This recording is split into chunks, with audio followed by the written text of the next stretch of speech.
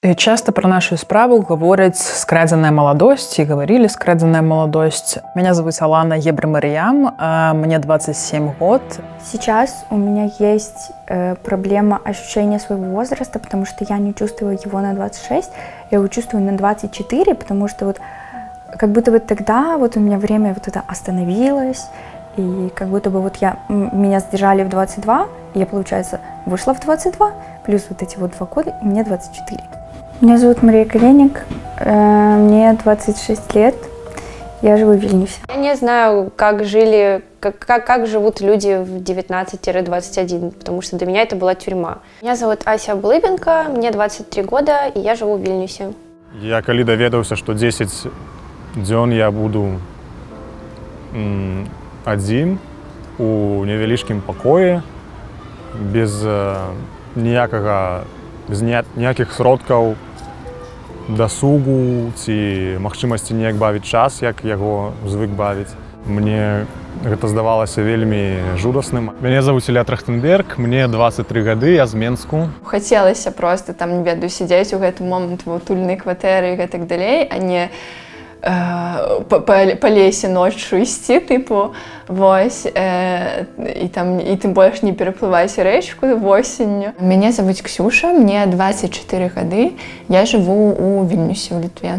Вельмі шкада вось гэтага часу страчана, таму што сапраўды дзіцё вельмі моцна змяняецца. Ну, нават за месяц дзіцё можа дастаткова моцна змяніцца, а тут больш за 2 гады. Мяне завуць Філаченко Ольга, и я была выкладчица Будуир. Уголовное дело об организации студенческих протестов направлено в суд. Кто вышел в нарушение закона на несанкционированной акции, он лишается права быть студентом.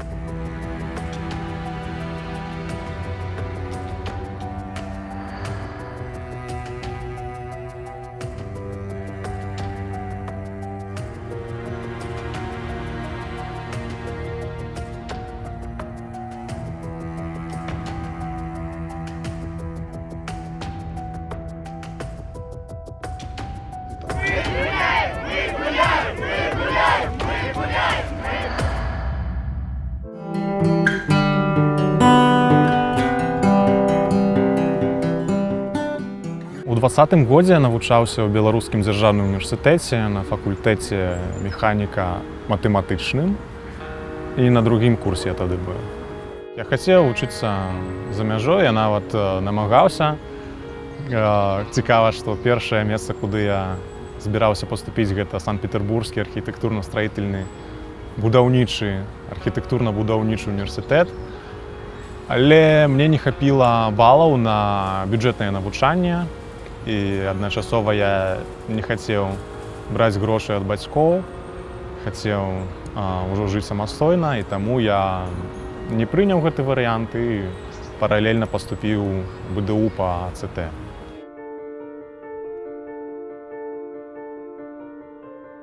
Дружище, ну ты придумал. Я училась в БНТУ на машиностроительном факультете, закончила первый курс. Мне казалось, учиться за границей — это что-то невозможное. Я не знала, куда поступать, и на самом деле выбор пал на БНТУ практически случайно. То есть я, в принципе, у меня не математический склад ума, то есть я закончила художественную школу, я занималась творчеством, танцевала, вот это вот все, и тут хоп, резко я оказываюсь в БНТУ. То есть это я расцениваю как такую проверку себя на прочность, потому что к ЦТ я готовилась вот по видео в Ютубе, быстренько учила физику, математику, и вот без репетиторов, без ничего такого, и я сдала в итоге ЦТ так, что смогла поступить на бюджет. Мне было 22 на тот момент, и я училась на 4-м курсе из 5 вот, в Академии искусств. Я скончывала беларускі медычны універсітэт у Менску по спецыяльнасці стаматалогія, і я вучылася больш за 5 год там, і якраз таки ў 19 годзе, калі былі парламенцкія выбары, я павінна была выйсці на інтэрнатуру, Я ў гэтым годзе скончыла універсітэт, але не змагла выйсці просто таму, што мяне не бралі ў розныя лекарні пад рознымі фразамі, што там няма месцаў, потым вам батэлем, не ведаем, давайце ў наступны раз прыйдзеце і гэтак далей. Некаторыя прызнаваліся, што ёсць прычыны, но не гаварылі, якія. Ну, там было все зразумела, і ў той момант якраз таки пачыналася кампанія, і падчас кампаніі нельга працаваць. І так у інтэрнатуры я не выйшла, і пасля кампаніі гісторыя паўтарылася. Мяне зноў не хацелі браць у розныя лекарні і паліклінікі, і нават дзе абяцалі, потым ператэлефаноўвалі, гаварылі, што нет, выбачайце, не можам вас взяць. Таму тады я шукала іншыя працы і працавала як выкладчыца ангельскага, рэпетытарка, яшчэ працавала і у школе ангельскай мовы онлайн, менеджеркай водных урокаў, то бок праводзіла першыя урокі для дзетак з 3, по-моему, до 17, і яшчэ працавала, у тым ліку выкладала ангельскі.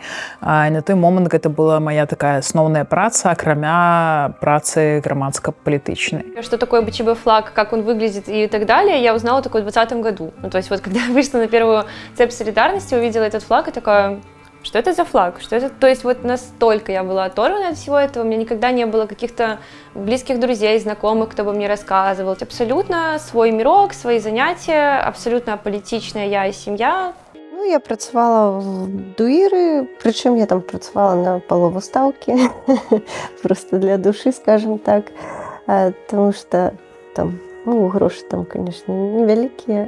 У 2020 я вучылася на 4-м курсе факультэта філасофіі сацыяльных навук Беларускага дзяржаўнага універсітэта. Я думала пра вучобу за мяжой.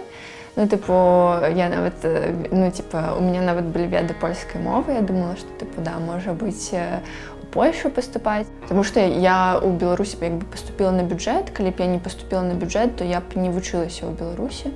Вось, ну, то бок, это было больш грашовае пытанне. Хаця вельмі смешна, што пасля, верагодна, траты на адвакатаў перадачкі, типу, маглі б мне пакрыць добры бакалаўрыят у Швецыі якой-небудзь. Вось, кароце, атрымалася не вельмі фінансава граматна па выніку. Тады яшчэ была эпідэмія каронавіруса. Шмат таксама было персанальных момантаў.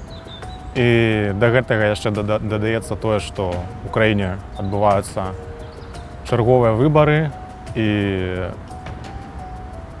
тыпу надзея, што, мабыць, ужо штосьці зменім, ужо тыпу настаў час, але кандыдатаў арыштоўваюць, потым з'яўляецца гэты гвалт на вуліцах і, канешне, ну, тыпу, для кожнага чалавека, які больш-менш мае магчымасць аналізаваць падзеі, пытанне ўжо не стаяло ніякае. Наверное, у меня были какие-то достаточно примитивные идеи по типу того, что, ну вот, есть какой-то чувак у власти, который уже долго, и было бы неплохо что-то новое посмотреть. Вот, и я уже начала тогда интересоваться новыми кандидатами, и я поняла, что как бы я пойду на выборы, я буду голосовать, это мои первые выборы, и я не хочу свой первый как бы в моей жизни голос отдавать вот именно за Лукашенко. Як я, як студэнтка, могла не выйсці, ну, типу, як я могла 1 верасня пайсці, типу, в універсітэт, просто сесть и вучыцца. Марш 1 сентября, мне кажется, запомнили все, когда студенты условно, ну, кто-то вместо, кто-то после пар, когда мы пошли к Министерству образования, была большая колонна, все было очень активно. Тогда это ощущалось как какая-то такая внутренняя локальная война, и я не понимаю, как можно получать образование во время войны. Я памятаю адчуванне той восенню, гэта было нават не страшна, гэта было больш натхняльна. Мне здавалася натхняльным, таму што нарэшце ты можаш паўплываць на штосьці, так здавалася, што ты можаш паўплываць, ты можаш паўдзельнічаць. Просто у меня, напевно, був досвід у адрозненні від ребят, які зі мною по справі, досвід затримання моїх сяброў, досвід моїх адміністраційних справ, і тому для меня гэта было неяк не навіна, что за активизм, да, наказывают. Страшно мне стало вот в октябре после суток после студенческого марша. 17 октября был этот марш, марш молодости он назывался, и уже было холодно. Уже меньше людей собирались на акции, уже студенты были как-то больше запуганы по ощущениям.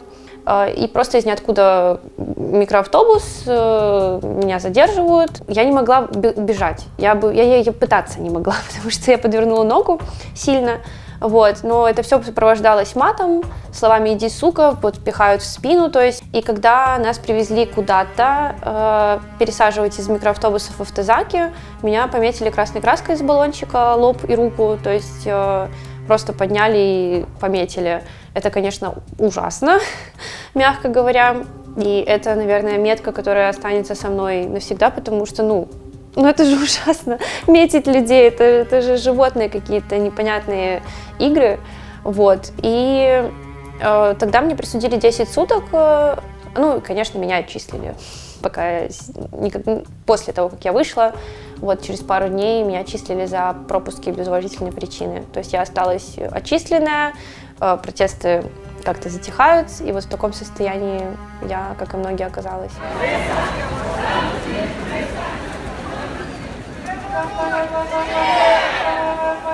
Гэта была раніца у 12 лістапада. Яго назвалі «Чорны чацвер». Звычайны дзень. Отвела Машку ў школу. Проснулась от того, что у меня будет 6 мужчин без формы. Вот, стягивают одеяло, я была раздета. Меня затрымалі з раніцы, таму я яшчэ спала. У мяне празвенела шмат будильнікаў, якія я адкладала. Я ўжо тады быў адлічаны з універсітэту, таму я не быў на занятках уранку. Мало спала, тому что мы поздно с былым хлопцем легли спать, и у нас там еще пицца была складена по столу, да, и там что-то, какие-то напои, и мы забыли выключить светло, и заснули прям со светлом. И вот когда я вышла, ко мне со спины, вот я разговаривала с сестрой по телефону, и когда я вышла, ко мне уже со спины подошли дяди, и я там успела сестре сказать, что вот, мы приехали. Не было нават адчування, што мне зараз руйнуюць жыццё, просто адчувалася, што штосьці ад мяне жадаюць, штосьці ад мяне, ім патрэбна. Мне сказали, что нужно съездить, там, бумажку подписать и вернешься домой. Я думаю, ладно. Вот. Единственное, что один из них сказал мне взять там 2-ю пачку сигарет, что, мол, пригодится. Потом все равно пришлось у выніку открыть, каб уже двери не ломали, бо яны уже збирались. И я их просила, я говорю, слушайте, давайте вот, сейчас обыск, все там подпишем, давайте вы меня потом в университет подкиньте. Мне звонили из деканата, мне нужно в университет. И мне говорят, да, конечно, мы подкинем. Вот. Но меня не подкинули. И поспела только по сутности накинуть спортовый костюм на себе, встать с ложка, взять телефон и написать в чат сябрам, что походу супрацоўнікі, не ведаю, міліцыі, КДБ ці іншыя структуры ламаюць дзверы, и все, всем пока. И я не сошла с кватэры, пакуль не помылася, потому что мне ж подняли просто с ложка по сутнасці. Ось, я поставила ему ультиматум, что я пошла мыться, собралась спокойно, там укладку зробила. Однозначно одразу, то есть одразу. Все, что это надолго. Высокий суд, я хочу сказать, что мне выпало года выкладать в одну из наилепших университетов Украины.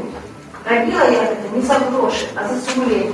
Я верю, что рано или поздно придет день, когда они, и мы все сможем жить в вольной, счастливой краине, побудованной нашими властными руками.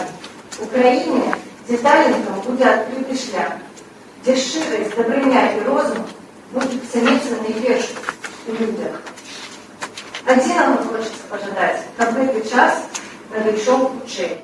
я кажу, дыскрымінацыя па преподавательскому прызнаку, ну, гэта справа студэнтаў, і заўсёды там пісалі студэнты. Я такая, пачакайце, а я ж выкладчыца. А Алана такая, пачакайце, я ўвогуле таксама не студэнтка, і мы такія з ёй. Га-га-га. Што за дыскрымінацыя?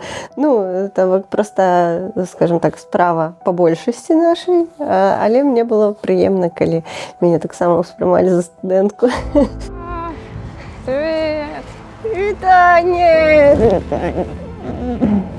Я не думала, калі нават мы былі ў калоніі, што мы будзем прям, ну, как-то тесно камунікаваць пасля, просто таму, што, ведаеш, ну, ты, па-перша, не загадваеш далёка, таму што незразумела, што будзе, ну, так. дзе мы будзем, да, эмігруем, ці застанемся ў Беларусі, там, ну, ва так, ўсіх былі конечно. пытанні. І я не до конца верыла, што мы прям будзем цесна камунікаваць, ну, типа, што будзе, выпадкамі.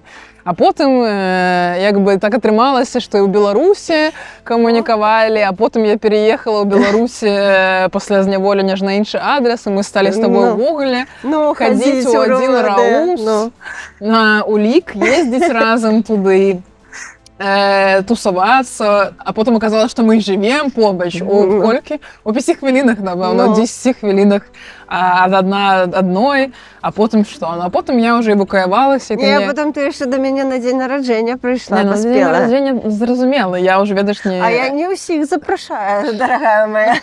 Ой, дзякую, мне вельмі прыемна. А потым я збежала, уже себе патэрила со свободы і чакала цябе пастаянна, калі мы з тобой размаўлялі, мне здаецца, ну, мы часто, мне здаецца, ну, дастаткова, так. Можа, кожны тыдзень, кожныя 2 тыдні, і пастаянна я тебе говорила, калі ўжо ты там приедешь. Ну, а я ўжо думала, калі я ўжо там приеду. Ну, колькі можна хадзіць на... Як вы уже задела, блин, ну приеду, толькі дайце час. На гэту уліку партызанскі раус, можа быць, ты мазахістка, і тебе падабаецца. А, ну так. Ну, по выніку класна, што атрымалася, класна, што ты хутка з'ехала, і што ты приехала, еще мы с тобой мало того, что сплаціліся, пакуль былі Беларусі, потым порознь, так потым ты еще приехала мне на голову жить. Ага, яшчэ з дзіцём. З дзіцём на голову. А потым яшчэ адзін долучыўся, блин. Да, уже з 2 дзецьмі, я, Оля, такі в кавалерцы. Ура! Не, ну было весело, было весело. Ну так. Все равно я рада, что как бы это эгоистично не звучало, что я не одна прожила этот опыт, а прожила с людьми, с которыми мы могли друг друга как-то поддержать, и мы друг другу вот додавали этих сил. И в конце, мне кажется, что результатом этого мы вышли не... Как сказать? Я боюсь говорить за всех, но мне лично это, мне кажется, помогло выйти не такой травмированной, как могло бы быть. Для меня мои условные подельники — это... Сложно объяснить, что это за связь. То есть, да, не со всеми я там каждый день, например, общаюсь, что-то в этом роде. Нет. Мы поддерживаем какой-то контакт. С кем-то я подружилась, с кем-то я общаюсь больше, с кем-то меньше. Но это люди, которые, вот знаете, если в какой-то момент мне напишет кто угодно из них, там, с какой-то вот срочно нужна помощь, я не задумываясь это сделаю. То есть, ну, лично для меня, я не знаю, как для всех, но это какая-то связь на всю жизнь. В первый раз я познакомилась вот с Асей и Ксюшей, и нас закрыли в одну камеру. Я думаю, что это на тот момент нас очень сплотило, и что это очень помогло, опять же, прожить вот этот вот весь опыт вместе. Вот, и когда, наконец, пришли первые передачки, мы там все друг с другом чем-то делились, там, как-то пытались даже свой быт организовать, типа там, мы там с Асей сделали из бумаги, типа, календарик месячных, типа, и вот отмечали все наши месячные. Это мои товарищи на всю жизнь, про которых я про каждого расскажу своим детям обязательно. Вот что-то такое. Ну, а как? Я не знаю, как это можно по-другому воспринимать, потому что, конечно, удивительно, что мы друг друга не знали до, и в таких обстоятельствах вместе попали и прошли через это все вместе. То есть, и как мы на суде устраивали такой маленький перформанс с наручниками, мы после приговора звенели все вместе. То есть, ну, мы не просто левые люди, которые там делали вид, что друг друга не знают. Мы будущее. Мы поколение толерантности, свободы и желания изменить мир к лучшему. И это не преступление. Это мы. Мне все еще больно, но мне уже не страшно. Я не верю людям, но я никогда не перестану верить в Я в заключении, что моя свобода внутри. В моих действиях отсутствует состав преступления, и единственный справедливый приговор будет оправдательным. Наконт таго, што скралі 2 гады, скрадзеная маладосць, я разважаў шмат, але прыйшоў да таго, што калі з гэтым жыць, то я не пайду далей, я на гэтым застануся. Я прыйшоў да таго, што адначасова з тым, што гэта страта, гэта і набыццё экспірыенса, набыццё людзей у жыцці. Что это уголовное дело исключительно политически мотивировано, хотя моя инициативность была направлена на достижение развития перемен к лучшему в своей родной стране. Я не был насилен финансово или каким-либо влиянием. Но вне зависимости от того, что меня ждет, я останусь свободным человеком, потому что я могу самостоятельно мыслить и принимать решения. Остальным фигурантам желаю наилучшего выхода из ситуации, заложниками которой мы станем. Я, напэўна, толькі там нядаўна, то бок менш чым паўгады, неяк звыклася з гэтай думкай, што маё жыццё гэта маё жыццё ўжо такое, якое оно ёсць, што у кожнага свая гісторыя, свой час, свой тэмп. Если не останется способных аналитиков, архитекторов, ученых, никто не должен спрашивать, почему так произошло. Ответ перед вами. Он во всем, что связано с этим делом. Он в научниках, он в запросе обвинения, он в противоречивых показаниях свидетелей. Он в том, что мы вообще находимся здесь, хотя должны учиться, развиваться и строить лучшее будущее. Часто про нашу справу говорять скрадзеная маладосць і гаварылі скрадзеная маладосць. На самой справе яна адгукаецца болем просто таму, што гэта праўда, тому што я не шкадую за праведзены час там, і гэта было маё нейкае свядомае рашэнне. Я разумела рызыкі, і я на іх пашла. Не свядомае рашэнне сесть у турму, а менавіта, што такой вынік можа здарыцца. Немного познакомившись с обвиняемыми на ознакомлении, могу сказать, что они очень искренне. В творчестве умные люди, патриоты своей страны. Я горжусь тем, что я белоруска, и что таких великих людей из нас большинство. Я не знаю, как живут люди в 19-21, потому что для меня это была тюрьма. Не сказать, что рада, что прошла это, но если бы можно было вернуть время, я бы ничего не изменила. А пожить в молодости у меня есть возможность сейчас. Чувствую, что эти 2 года я потеряла молодость, потому что у меня в первые 2 недели задержания я очень сильно посидела, у меня очень много седых волос появилось. Я сначала комплексовала, потому что я понимаю, что в моем возрасте, на тот момент, в том возрасте, это не ок, то есть это слишком сильное эмоциональное потрясение для такого возраста. Половину времени меня брали, бабушка с дедушкой. Говорили, что мама в командировке уже несколько месяцев, да? Потом бабушка в слезах приходит и такая: «Маша, мне нужно тебе кое-что рассказать». Як мы уяўляем турму па кінастужках, па нейкіх раманах, па нейкіх трылерах? Што адбываецца на самой справе? Такі быццам лагер, летні лагер, але з больш жорсткім рэжымам, дзе менш дазволена, больш жорсткія вожатые, скажем так, и так далее. Как я сидела 8 месяцев с детоубийцей в одной камере, и ты сидишь, тебе 19 лет, и ты пытаешься вообще переварить это в целом, как это, почему я сижу с ней в одной камере, как же так получилось, то есть чай с ней пью, это странно. Это, конечно, вырывание из жизни, и есть разница в сидении в СИЗО и в колонии. Даже сложно сказать, что было тяжелее, скорее всего, колония. Да, колония, где при этом, при всем тебя еще и обесчеловечивают. У колонии это однозначно период, калі мяне толькі перавялі ў атрад.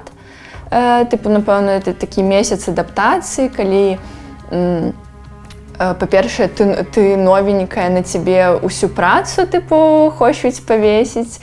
Па-другое, ты працуеш на працы, табе таксама трэба нейкай новай справе вучыцца, на цябе тыпу крычаць, калі ў цябе нешта не атрымоўваецца. Ну, а са мной увогуле, ну, тыпу, на мяне ніхто ніколі ў жыцці тыпу не крычаў. То бок са мной заўсёды адэкватна размаўлялі, то бок такая камунікацыя для мяне была вельмі цяжкая. Я сейчас нахожусь в тюремных штанах. Это штаны, которые мне передали уже в колонию. Это была пижама, у нее есть комплект, как бы и серая кофта. Вот. И вообще я не привязываюсь к вещам, и сейчас это просто самые комфортные штаны, которые у меня есть. Именно домашние, и им уже 4 года. Вот, они ветераны немножко, и у них очень классная история. Вот, но скоро я их выкину. Вот чувство покоя я его называла счастьем. Типа, когда меня никто не трогает, когда нету каких-то супер плохих новостей, нету каких-то супер стрессовых моментов. И в основном это было, когда я... Не знаю, когда меня там на работе похвалили, на фабрике, там за какую-нибудь мелочь, я такая, блин, да, типа вот это классно. Или когда я там пью кофе, например, вечером, у нас там был в одном отряде магнитофон, и мы там слушали музыку, и вот я сижу спокойно, людей так вокруг особо немного, я сижу, что-то смотрю на этот завод, и такая, блин, вот сейчас я прямо испытываю счастье, потому что я знаю, что с моими родными там все хорошо, что там сейчас как бы в моменте все хорошо, и вот я еще пью и кофе, и мне сейчас никуда не нужно бежать, лететь, и вот я в такие моменты чувствовала максимальное такое успокоение. Згадала зараз момент, що я стояла так само, що там напівала «Розбури турмамири» у швейном дворику, в сенсе дворику перед швейной фабрикой, и перед днем працоўным там можно было 10 хвілін 10 перед заходом постоять, там попалить, поразмаўляць и так далей. Я бы штосьці стояла каля сцены и напевала, и уже пришли женщины-контролерки разгонять там всех на працу, ну, типа, заходите там, садитесь за машинки. И я стояла, напевала, и они почули такие, типа, гибрямрям, типа, хватит там опираться на стену, типа, муры не рухнут. И ну, яны почули як бы песню, и плюс я стояла там, типа, не шла на фабрику, стояла, опиралась на стену и там сама себе пела. Я им памятаю, что отказала, что яны рухнуть, але с часом треба почекать. Я знала, что это будет непросто, потому что 2 года это все-таки много. Ну, это не 10 суток, особенно когда возвращаемся опять к возрасту, когда тебе было 19, ты выходишь в 21. Мне кажется, когда ты чем-то моложе, тем каждый год он значимый. І гэта таксама быў звычайны дзень. Не, нават чаканне гэтага дня было больш трепещущим, чем сам гэты день. Несмотря на то, что вот я очень хотела встретиться с родными, вот это вот все, я все равно в голове не исключала того факта, что, возможно, мне еще вот эта тюремная одежда пригодится, типа такого. Гатавалася да вызвалення, і калі я запытвала напрямую у супрацоўніка адміністрацыі, так што, як бы яны заўсёды пачыналі злівацца з гэтага пытання, і таму у мяне было стойкае адчуванне, што я як бы не выходжу, да, у дзень. Ну, конечно, я ждала освобождения, просто не верилось. Вот стоит отметить, что когда ты там находишься, лично так было у меня, такое чувство, что ты там вечно. Потому что я спрабавала змірыцца з думкай, што я не выходжу. І тут в один момент гэта змяняецца на «я выходжу». Там хутка пачала просто там типу пераапранацца, там крыху падфарбавацца, там туды-сюды. Вось, мне там дапамагалі дзяўчаты, типу, вось, там аднесці матрас мне там дапамаглі. Я встала там в 5 утра, я пошла краситься, я пошла собирать там вещи свои. Сабраў рэчы, развітаўся з сабрамі з калоніі, і потым чакаў, калі ўжо мяне будуць клічыць. Карацей, Машка не прыязджала ў калонію, каб мяне сустракаць, уже чакала там, не пайшла ў школу, все чакала, калі ўжо мама прыедзе. Вось, а потым яны яшчэ, мы адразу паехалі дадому, а Маша была ў бабулі з дзядулей, і яны потым разам прыйшлі ўжо, такія ўсе, такія, хорошие. Радостно. Вот так вот. Прикладно. А ты мне обещала не ругать год после того, как выйдет. Ну, не памятаю. А я все памятаю. Молодец. У мяне была такая, карацей, такое жаданне, каля жаночай калоніі знаходзіцца крама Алмі, і заўсёды, калі ты стаіш там на нейкіх праверках, калі вывад з фабрыкі адбываецца, ты заўсёды бачыш гэтыя Алмі, асабліва калі вось зіма, калі цёмна, яны свеціцца сваімі агнямі проста. І я заўсёды глядзела і такая думала, вось, я так шмат гляджу на гэты тыпу Алмі з калоніі, мне заўсёды хацелася пабыць тыпу там, зайсці туды і паглядзець на калонію з таго боку. І вось я сказала, што вось хачу. Мы туды зайшлі там, я купіла там, по-моему, нейкай кіндеры ці што, ну, тыпу, мне падаецца, я, магчыма, ад стрэса нават не моцна есці хацела. Я адмовілася сыходзіць. Я стала і учупілася ў шконку, ну, гэта ложак, ногамі, рукамі і сказала, што я нікуды не іду, што я не хачу пакідаць тут дзяўчын. У мяне нейкая, не ведаю, што там быў стакгольмскі сіндром ці штосьці яшчэ, не ведаю. І мне было балюча сходзіць, і я вось встала, і, карацей, мяне адрывала моя сяброўка ад шконкі і кричала на мяне, что я ненормальная, что типа ладно, домой, типа трэба уже ісці. А я говорю, ну, я па-першае разумела, что не хочу уже у тую Беларусь, якая там, что она уже як бы хутчэй все не тая, якую я памятаю, что гэта тая штурма толькі на свабодзе, да, без вот этой мішуры конкретной, да, ланцугоў і гэтак далей, да, што там все выглядае быццам бы звычайна, але адначасова як бы все абмежавана. Ну, ты выходзіш, табе адразу кажуць, што гэта экстрэмісцкія, новыя артыкулы, экстрэмісцкія фармаванні, лайкаць нельга, там пісаць нельга, туды-сюды, чытаць нельга, ну, тыпу такога кшталту, ты там шыфруешся пастаянна неяк. В общем, если собрать все по крупицам, то Беларусь — это большая тюрьма, по ощущениям. Конечно, кто-то живет нормально, видимо, не знаю. Те, кто вообще уже, может, глухие и слепые, как можно этого не видеть? Но по факту страшно. Потым у один момант, дзесьці уже пад лета, мяне затрымалі каля дома супрацоўнікі камітэта дзяржбяспекі, засунули мяне ў машину і павезлі на допыт зноў. Ну, гэта не допыт, гэта была размова з жаданнем данесці, што жыць спакойна я не буду, просто так забыць ніхто не забудзе все, што я зрабіла, што я мала адсидзела. Но яны пачалі намекаць, што, ну, не спачатку намекаць, потым прямо гаварыць, што у меня як бы есть два варианты, гэта ці супрацоўніцтва, ці інтэрв'ю розным дзяржаўным каналам, як Пратасевіч па сутнасці.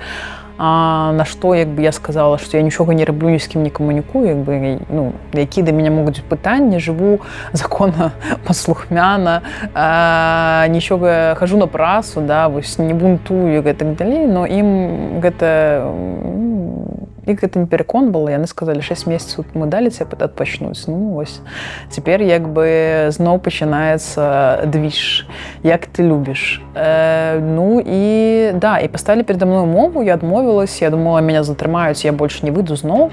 Як бы 6 месяцаў пабыла на метаволі і все.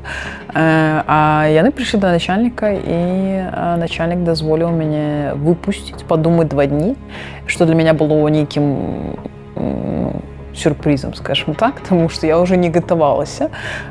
Забирали там телефони, пашпорти і так далі. Потім дали контакт, сказали, що праз некалькі дзён я зв'язалася, там праз 2, напевно, і дала свой адказ. Поставили заборону на выезд, ад цябе патрабуюць, каб ты уладкаваўся на працу, а ты не можаш уладкавацца, таму што цябе не бяруць. Ну, тыпу, мяне не ўзялі там збіраць заказы для яе дастаўкі на склад, таму што, тыпу, я з экстрэмісцкім артыкулам сидзела. Мяне не ўзялі, тыпу, прадавачкі ў краму па той жа прычыне. Там, ну, па выніку я, тыпу, праз там 3 месяцы, падаецца, знайшла працу. Ну, то бок я ўжо стала на ўлік у гэты цэнтр сацыяльнай абароны, ці як, вось, карацей, на гэты ўлік стала, і там мне ўжо знайшлі працу медрэгістратаркай, і, тыпу, ну, вось туды мяне ўзялі. Плюс у нейкі момант ты просто думаеш, што у тебя тут няма абсалютна будучыні, што ўсё, ты тут навечна з нейкім мізерным заробкам, працай не па спецыяльнасці, не па жаданню, і вось усё, у тебя няма будучыні, і ты там, не ведаю, тыпу, сап'ешся, і ўсё. Ну, тыпу, у меня реально былі такія думкі. Таму я выехаў легальна праз 10-3 тыдні пасля вызвалення. Я з'ехаў. Я в Беларусь после освобождения побыла ровно 20 дней, и на 20-й день я уже была в Литве. Мне нравится Вильнюс, мне кажется, что именно вайбами это мой город. Ну, переехали мы в Варшаву с Машкой. Вось Ванька уже был в Варшаве, Ванька давно съехал из Беларуси. Варшаву я прям полюбила адразу. Чамусьці неяк яна мне так вось прям на сэрца лягла, такая і уж ляжыць і не злязае. Захад на, ну, глядзець на вось, калі сонца заходзіць, так прыгожа ўсё, і людзі мне тут падабаюцца, і лагістыка падабаецца, і неяк я вось, ну, адчуваю сябе так вельмі спакойна. Это был уже вечер, типа 11 ночи, и я специально, как бы мы так домовлялись, да, чтобы я поздно вышла, я была в черном, потому что я, ну, боялась, что меня, коли это было днем, ну, как бы там у штатским периодично стояли мужчинки, и я боялась, что это все скончится затрыманием знову, да, что я даже сбегаю. Вот. Ну, я, конечно, им говорила, что я никуда не сбегаю. Ну, в смысле, я никуда не збираюсь, я хочу жить в Беларуси, и просто вы выбрали не того человека, я вам не могу ничему допомогчы. Але на самой справе гэта было вельмі складана перанесці гэты час. Приехала спачатку ў Вільнюс, потым все-таки абрала для себя Польшу і зараз жыву ў Варшаве.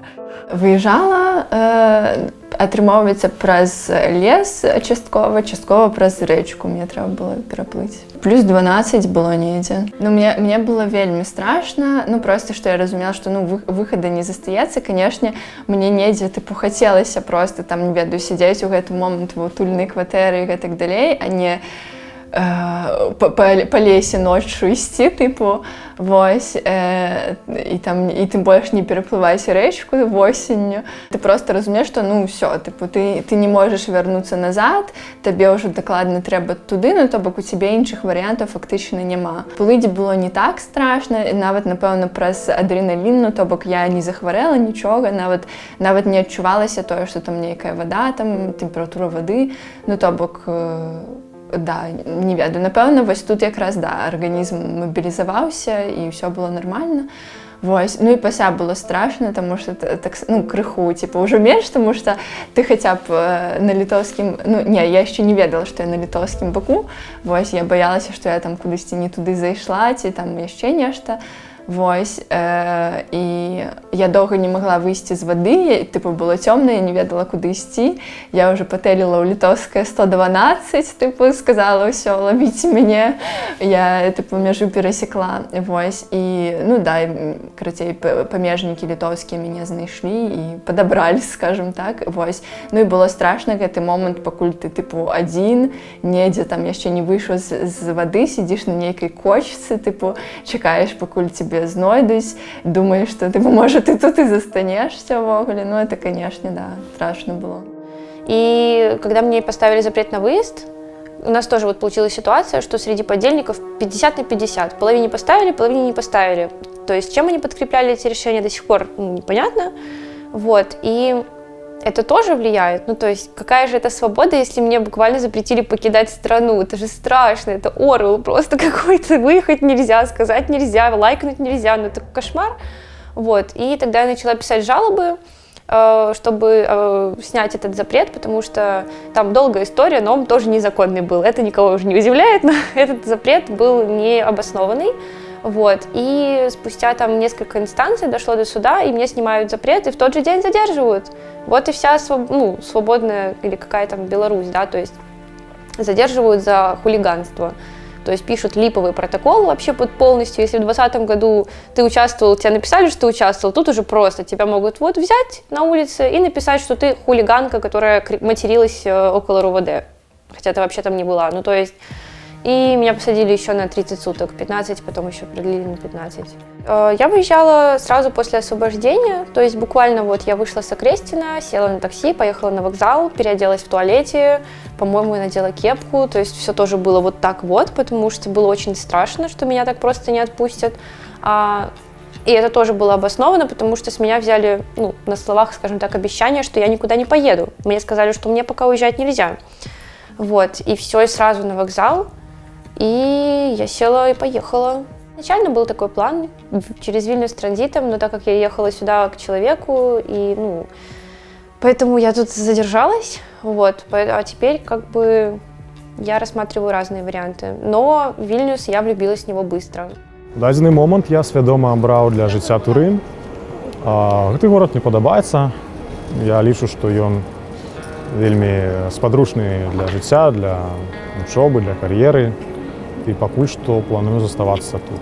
Працую все еще, займаюся праваабарончай дзейнасцю, все еще працую з адвакацыяй правоў моладзі, але маёй асноўнай працай зараз з'яўляюцца палітзняволеныя і пошукаў стратэгій выйсця з гэтага крызісу, як іх можна вызваліць. І у тым ліку, да, займаюся моладзевымі пытаннямі у межах моладзевага наступа фракцыі каардынацыйнай рады, куды мяне абралі. Поступила пасля ў ЕГУ на медыа і камунікацыю. Шчыра сказаць, насамрэч, мне проста вельмі хацелася ўжо закрыць гэтае пытанне з універсітэтам, і гэтым была мая галоўная матывацыя, ну, то бок мне залічылі там шмат прадметаў, таму што падобная спецыяльнасць была раней у мяне, і там я адразу патрапіла тыпу на 4-й курс завочкі.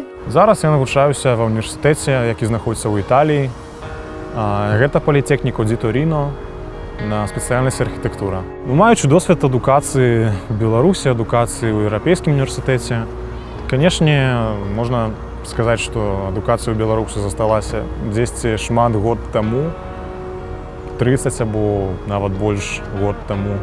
У меня была мысль попробовать пожить жизнью обычной девочки, походить по кафешкам, не знаю, чем там они занимаются, я все еще не знаю в точности, чем занимаются эти молодые девушки. Но меня хватило на 2 месяца. Вот. Спустя 2 месяца уже я стояла в центре Вильнюса с плакатом в наручниках. То есть я поняла, что это... Ну, я убедилась в том, что это было что-то осознанное, потому что многие силовики и деканы нам говорили, что мы там тупые дети, которые повелись и так далее. Убедиться в том, так это или не так, помогло время, потому что нет, ничего не утихло и не захотелось останавливаться, молчать. И тогда продолжился мой путь активистки, уже прям такой суперосознанный. Живе Беларусь! Живе вечно! Живе Беларусь! Живе Беларусь!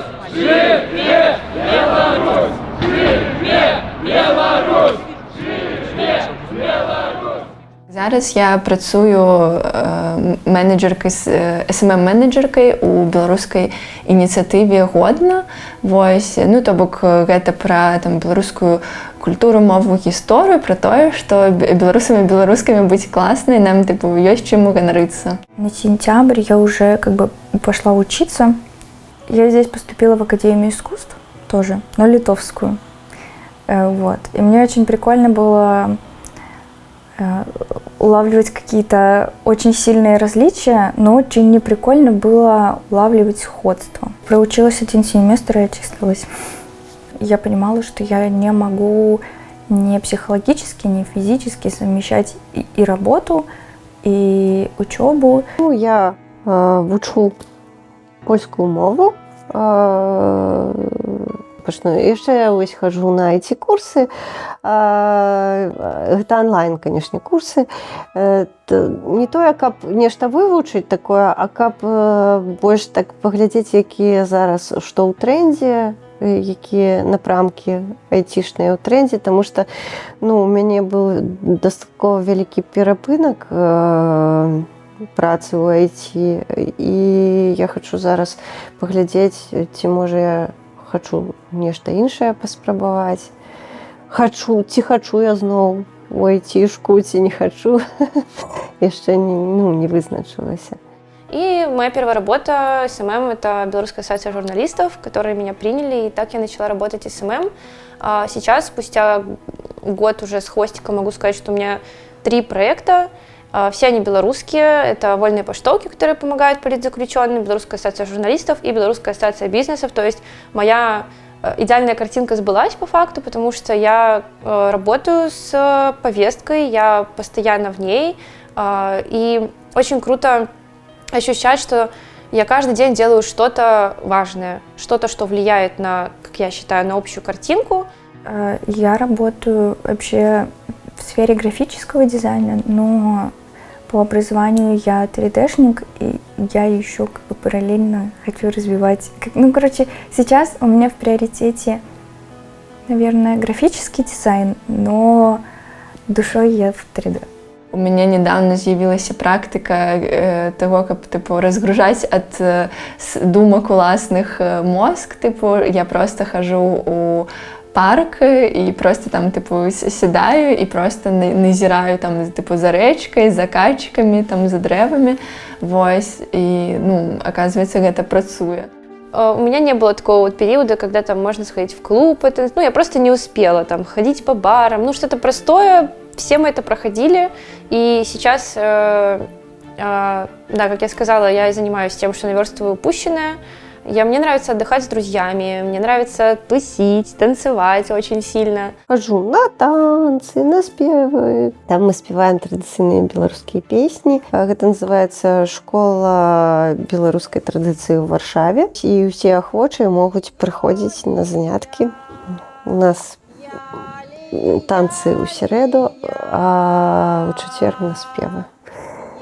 Шмат хто ходзіць, вельмі цікава, таксама.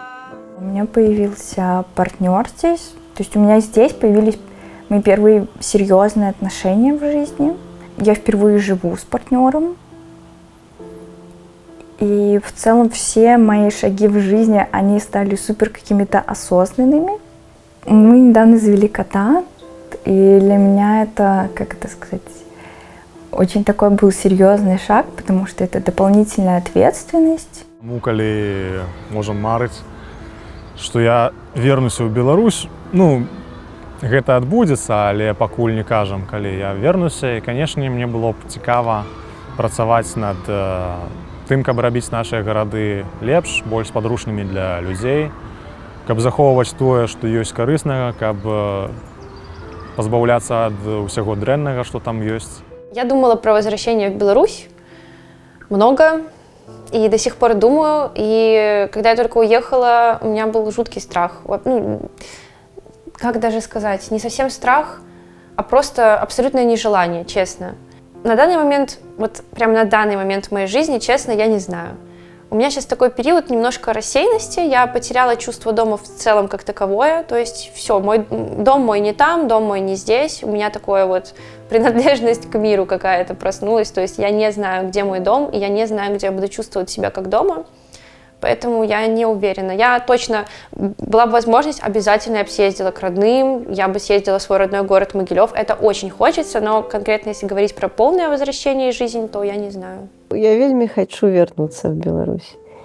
И я думаю, что мы вернемся в Беларусь. Але это отбудется не надто хутко. Я хочу иметь возможность возвращаться в Беларусь. Я просто понимаю, что я здесь в каком-то профессиональном плане, в плане интересов, и как-то мозгами я уже настолько привыкла именно какой-то европейской, вот этой вот европейскому течению жизни, что я бы хотела остаться жить здесь, либо в каких-то других странах, но я имею в виду в Европе. Я не думаю, что я готова буду переехать именно жить в Беларусь. Я понимаю, что даже если поменяется власть, все равно люди, которые вот живут вот этим вот этой идеологией, они все еще останутся, и их никуда не деть. Вот. Только камер нету. И поэтому как бы все равно какой-то внутренний дискомфорт, даже если вопрос не безопасности, а вопрос просто вот этих, да, триггерных каких-то моментов, он все равно будет на тот момент все равно остро стоять. На мой погляд, лепшае, што мы можам рабіць дзеля палізняволеных, гэта працягваць жыць нашае жыццё, звычайнае жыццё, што мы не будзем здольныя падтрымаць іншых, калі мы не можам выхаваць сабе саміх. Я калі была ў турме, вось я прытрымлівалась думкі, што маю ўнутраную свабоду ніхто не задушыць, таму што яно у мяне ёсць. Нават калі яны мяне будуць на мяне ціснуць, напрыклад, там што ўсё роўно ж я ж не буду думаць іначай, чым я думала. Я не паверу ў хлусню, якая там льецца з усіх бакоў. І сапраўды я адчувала, што воля яна ўнутры мяне і неяк на меня не уплывают. В тюрьме как бы я говорила себе то, что я свободный человек, но все равно свобода мыслью не ограничивается. Но сейчас я не чувствую себя абсолютно свободной, потому что есть факторы, которые меня сдерживают. Сейчас для меня свобода — это когда ты можешь, когда за свои действия отвечаешь только ты, и когда от твоих действий не зависит безопасность других людей. Для мяне свабода — гэта магчымасць быць сабой. Вось, так, у нас была, скажем так, адна цытата такая, што мы свабодныя, каб быць сабой. Вось гэта, напэўна, пра гэта. То бок, про тое, што ў цябе ёсць выбар нейкі, про тое, што ты можаш там сказаць пра свой выбар, заявіць пра свой выбар, што цябе за твой выбар не пасадзяць, што ты можаш ствараць, сыходзячы там з твайго выбару, вось, абіраць нейкія для сябе рашэнні, абіраць свой шлях. Гэта и есть для меня свобода. Свобода думать, свобода критиковать, свобода выказываться, жить, как тебе хочется, свобода годности у тым ліку, что ты можешь поважать себе, и тебе повинны поважать іншыя людзі. И гэта и есть свобода.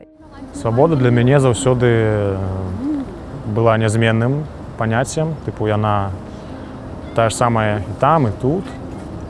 І калі у цябе няма свабоды тут, па-першае, то яе ў цябе не будзе ні ў якай кропкі свету. Я чувствовала себя в тюрьме свободной. И я писала, я помню несколько раз про это в письмах, что свободу внутреннюю ее не забрать. Куча людей сейчас в тюрьме, но они остаются свободными внутри. Это чувствуется и видится. А прямо сейчас, когда я уже на свободе физической, да, я чувствую себя очень свободной. И мне очень нравится говорить, и мне очень нравится делиться своей историей, потому что я считаю это очень важным. И я считаю, что у меня появилась возможность стать голосом тех, кто еще сидит. И, наверное, моя цель — это использовать этот голос на максимум и пользоваться своей свободой физической не только для того, чтобы ходить на вечеринки, но и для того, чтобы говорить за тех, кто сейчас говорить не может.